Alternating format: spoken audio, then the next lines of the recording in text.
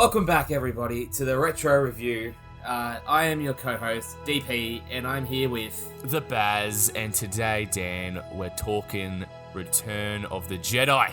The re-record of the Return of the Jedi. Listener, this I did a man did not realise that his computer said, ran out of storage, cannot record anymore. It did. At 8 minutes in. Yep. We were talking for half an hour. Yeah. We recorded the full thing, and I checked, and then I literally said, fuck. Well, at least because I have to re-record this, I thought it was going to be nice, quick, snappy, so you're not going to be sitting here for long, people. Sure. So let's get the little shit out first. That you already know the answers to, Dan, but let's just pump it out like you don't. What? Actually, you know what? You might have forgotten it anyway. The budget. What's the budget for this? 74.2. Did I get it right? The confidence in it. No, 32.5. And the box office was 742 million. 475. Oh. We've done this before. We did about 10 minutes ago. There was a 7 out of 4 in iPhone somewhere. You got it. Was there. But you know what I remember was we looked up the adjusted for inflation, and it was 1.3 billion, I think, something like that. Yep. So a lot. When I didn't know the numbers, I got closer. You nailed it. You pretty much fucking nailed it. And again, what I'm going to say here is you look at this on Google, viewer, listener, 58% on Metacritic. I mean, Jesus, not sure what's going on there in the brain department, DP. Yeah. I wouldn't say it's 100, but it's definitely not a 58. 58, mate. That's a P. That's a pass. Barely. P's get degrees, people. That's it. All right. So let's just jump in to the moments we want to talk about, guys. You've seen this movie, but we'll just talk about the moments we want to talk about. Dan, do you want to jump in? So one of my main gripes with this movie is some things look like this, like they're from the original, and other things look like they've been redone, which they obviously have. Yeah. But they haven't done a real good job of blending both together. So the Jabba the Hutt scene with Slave Leia, Slave Leia looks like the original, where Jabba's like that crystal clear 4K Ultra HD kind of look about it. And then there's like this little song and dance part, which there's this big old monster. There's some big old monster with some big succulent lips, just singing at your face. Oh man, it's very average CGI. Fucking George, man, George Lucas, what are you doing? You're just fucking it up. You had masterpieces and you're just devaluing them. It looks ridiculous. Yep. Listener, you're looking at it right now. Viewer, you're listening at it right now. You're looking at it. You're taking it in. Look at it. Oh, God. I don't know, mate. I don't know. But, all right. So I guess my initial thought for the whole movie was that I really enjoyed it. Damn. Yep. Agreed. Yep. A fun romp. A fun romp that was brisk, but... A romper stomper. It was firing away on all cylinders at the start. Flying, and then in the middle, we do pause for what feels like a commercial break. Logray and Ewok Village playset. Action figures each sold separately. You have to put it together. Ewok Village playset from Star Wars Return of the Jedi collection. Action figures sold separately from Kenner. You can see this early seeds of the great man, Jar Jar. Dude, you could just the motherfucking Binks. Go. You can just see Hasbro licking their lips at the design of these Ewoks. Money cow. Cash cow. The classic Sunrise money cow. Oh, Jesus. But yeah, so that happens. All that happens. Ewoks happen. I mean, what I've got here is in my notes that I write quickly after the movie, just because I forget shit, is just anytime I cut to the Empire was just awesome stuff. Awesome scenes with Luke and Vader. So suspenseful. Yeah, the conversations was just great, man. Just great. Luke's got his nice little black jumpsuit on. I like it. I like the look. Yeah, do you like that? Like that better than Anakin's black one? I don't know. Yeah, Anakin, my issue with Anakin was never what he was wearing. It was just the guy. How he was acting, yeah. Yeah, but all that stuff is great, mate. I can sense the conflict within you and all that type of stuff was just sick. Compare that to the prequels, mate. Night and day. But, and not just the dialogue between, anyone in the Empire, whether it was Vader, whether it was the Emperor, just again, like the Star Destroyers, all their cool shit, man. What's going on with the Empire and, like, the design team, It They got some nice designs over there. They got the Resistance, mate. Not gone. I don't know what's going on there. Nailed it on the head, mate. Absolutely nailed it. What's going on? Are they some sort of? Who knows? They got that real like early 2000s Toyota, Camry design. You know what I'm saying? There it is. He's brought it back from the re-record. Bubbly, listener. I can't. I just say it. It's not a great looking design. You know what I'm saying? Look at the Resistance ships versus theirs, except for the X-Wing and Millennium Falcon, as you were saying. But just the Empire and the New Order, or whatever you want to call it, just carrying these movies just quietly. Like, just the designs and the coolness and everything, man. Yep. The persona, the attitude. Yeah. They really feel dark, gritty. Like they've seen like they've seen some things that they really shouldn't have seen. They saw the Emperor drop the soap, and that was the end for him. God, that body! Could you imagine? Oh, Jesus.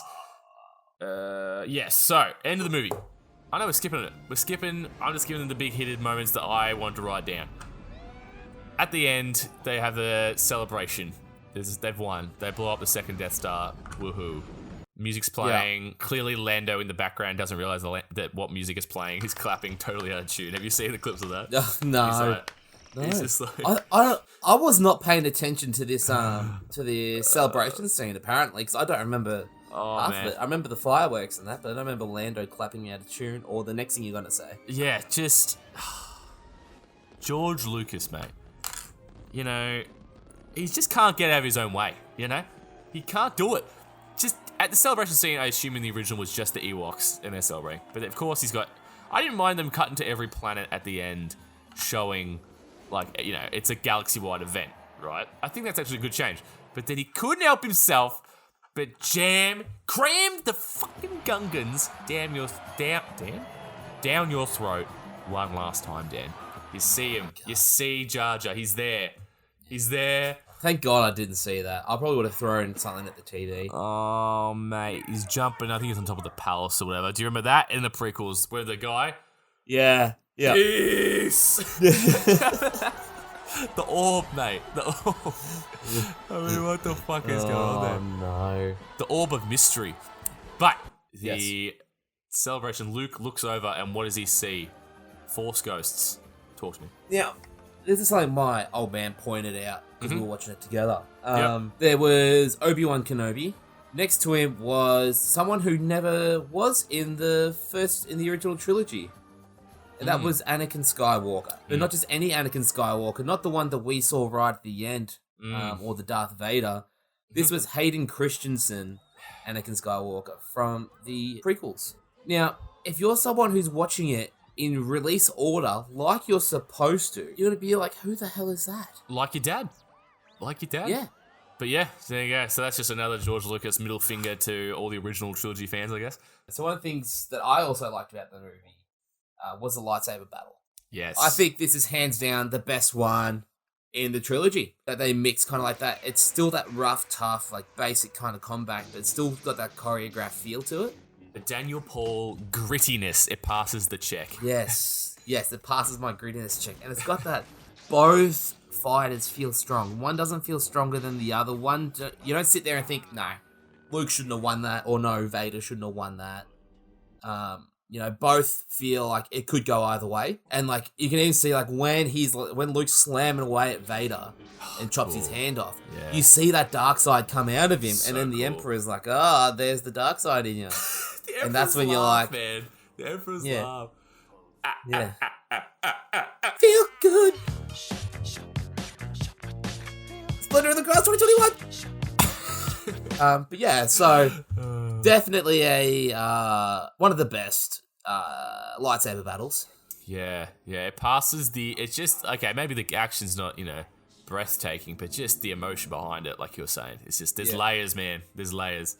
And there's Princess she's in this movie. Layers. She does a pretty good job. You bastard, I was going to say. Yes! I'm going to edit that so I said it first. No, I wouldn't.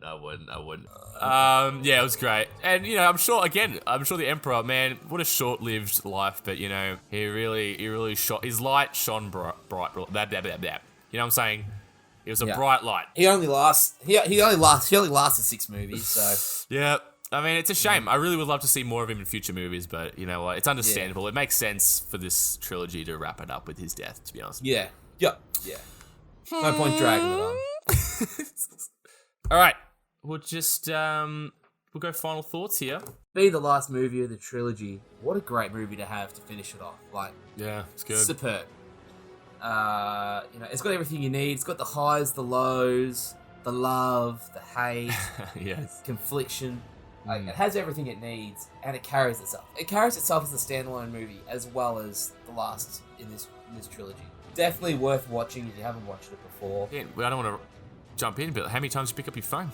Because we talked about it in the last recording, but the phone pickups I only picked it up around only 4 times. It's only 4 times I picked up my phone, which is getting lower the more movies I watch. I don't know if I'm just watching better quality movies. Wow. Or this is true. if this is true, I'm just getting better at my focus is getting better, but yeah. I guess we'll quickly rank these. Now, for me, I'll start off with just Empire Strikes Back's number 1 for me. Then I'll put this over A New Hope. Perhaps a controversial move. Daniel, take it away. Yeah, see, I would have Empire Strikes Back number 1 as well. Sure.